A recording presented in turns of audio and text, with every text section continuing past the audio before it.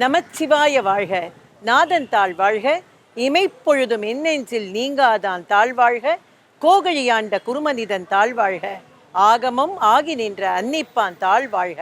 அனவரதமும் சிவபெருமானின் திருவடிகளை வணங்கும் அடியவர்கள் மிகவும் விரும்பி வந்து தரிசனம் செய்யக்கூடிய ஒரு அற்புதமான பேரூர் பட்டீஸ்வரர் திருத்தலத்தின் முன்புதான் நான் நின்று கொண்டிருக்கின்றோம். இந்த திருத்தலம் என்பது கைலாயத்திற்கு நிகரான ஒரு திருத்தலம். சுந்தரருக்கு சிவபெருமான் காட்சியளித்த திருத்தலம், சுந்தரரோடு சிவபெருமான் நண்பனாக கூடியிருந்த திருத்தலம். இது எல்லாவற்றிற்கும் மேலாக கோரக்கர் சித்தருக்கு முருகப்பெருமான் நேரடியாக வந்து காட்சி தந்த திருத்தலம். அவர் இங்கே தியானம் செய்த இடம் அதி அற்புதமாக இருக்கின்றது. அம்பாள் மரகதாம்பிகை பச்சை நாயகி ஒரு அற்புதமான திருத்தலத்திற்குள் நாம் செல்கின்றோம். வாருங்கள், நீங்களும் என்னோடு பேரூர் பட்டீஸ்வரரை தரிசனம் செய்யலாம்.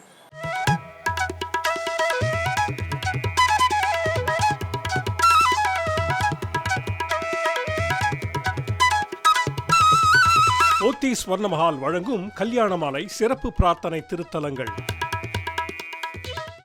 நமது பேரூர் பட்டீஸ்வர சுவாமி திருக்கோயில் மிக பழமையான திருக்கோயில். இத்திருக்கோவிலில் பட்டீஸ்வர சுவாமி சுயம்புமூர்த்தியாக அருள்பாலிக்கிறார்.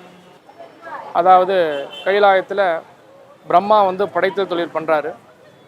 இந்த படைத்தல் தொழிலுக்கு ஓய்வு வேணும் அப்படிங்கிறப்போ சிவபெருமான் கிட்ட முறையிடுறாரு.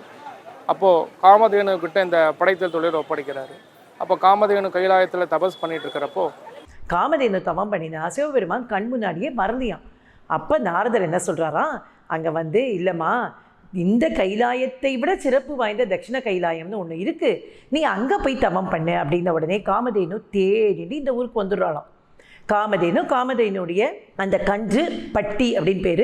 நம்ம பட்டீஸ்வரம்ங்கிற கோவிலை வந்து நிறைய இடங்களில் கேள்விப்பட்டிருக்கோம். அந்த பட்டிங்கிற அந்த பசு கண்ணுக்குட்டியை அழிச்சுட்டு இவ வந்து தவம் பண்ணிகிட்டே இருக்கா காமதேனும்.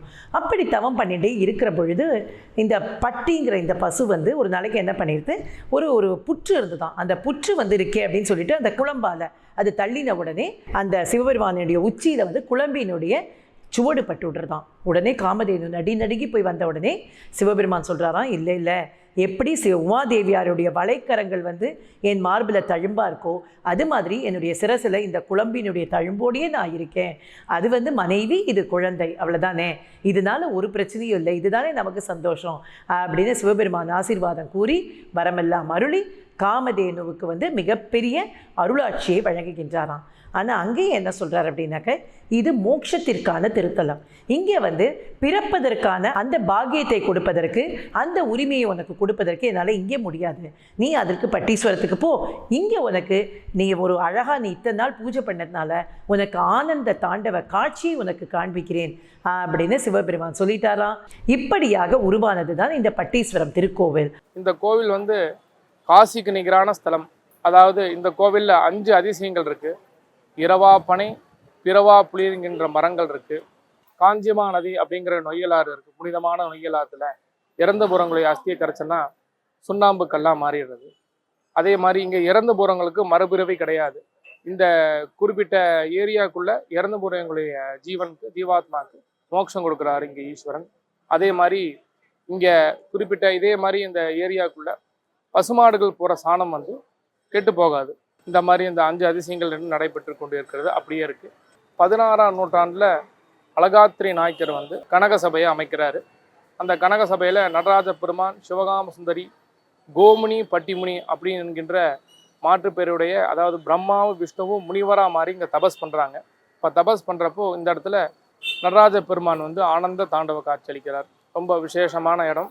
கனக சபை வந்து விசேஷமான கனக சபை. இங்கே அம்பாள் வந்து மரகதவல்லி, மரகதாம்பிகை அப்படின்னு சொல்லி காட்சியளிக்கிறார்.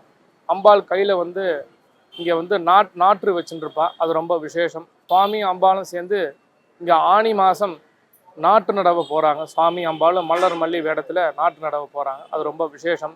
ஆனி மாதம் ஆனி திருமஞ்சனம் இங்கே ரொம்ப விசேஷம். அதே மாதிரி வருஷத்தில் பங்குனி மாதம் ரொம்ப விசேஷம். பங்குனியில் பிரம்மோத்சவம் 10 நாள் வந்து கொடியேற்றத்துடன் ரொம்ப சிறப்பாக நடக்கும். அதே மாதிரி மகா சிவன் ராத்திரி, அதுபோக அமாவாசை, ஆடி அமாவாசை, புரட்டாசி அமாவாசை, காஞ்சிமா நதியின் புனிதமான இந்த நொய்யல் ஆற்றுல ரொம்ப விசேஷம். திதி தர்ப்பணங்கள்லாம் இங்கே வந்து கொடுப்பாங்க. அது ரொம்ப விசேஷம். அதுபோக மேற்கு பார்த்து பாலதண்டாயுதபாணி முருகப்பெருமான் காட்சியளிக்கிறார். பழனியில் எப்படி மேற்கு பார்த்து காட்சியளிக்கிறாரோ அதே மாதிரி இங்கே பாலதண்டாயுதபாணி மேற்கு பார்த்து காட்சியளிக்கிறார். அருணகிரிநாதர் புராண பாடல்கள் பாடியிருக்கார். இது ரொம்ப கோவிலுடைய விசேஷங்கள். இந்த கோவில் வந்து ரொம்ப பழமையான கோவில், காசிக்கு நிகரான கோவில், பழமையான ஸ்தலம். பேரூர் கோவில் நம் வாழ்வில் நிச்சயம் தரிசிக்க வேண்டிய கோவில். ஒரு முறை தரிசித்து விட்டு வந்துவிட்டால் அந்த பேரூர் பெருமான் பட்டீஸ்வரன் நம்மை விடமாட்டான். அப்படிப்பட்ட மிகுந்த சிறப்பு வாய்ந்த திருத்தலம் இந்த பேரூர் திருத்தலம். அந்த பேரூர் பட்டீஸ்வரரிடமிருந்தும் மரகதவல்லியிடமிருந்தும் தற்போது விடை பெற்றுக் கொண்டு அடுத்த பகுதியில் உங்களை சந்திக்கின்றேன். அதுவரை நன்றி, வணக்கம். போத்தீஸ் ஸ்வர்ண மஹால் வழங்கும் கல்யாண மாலை சிறப்பு பிரார்த்தனை திருத்தலங்கள்.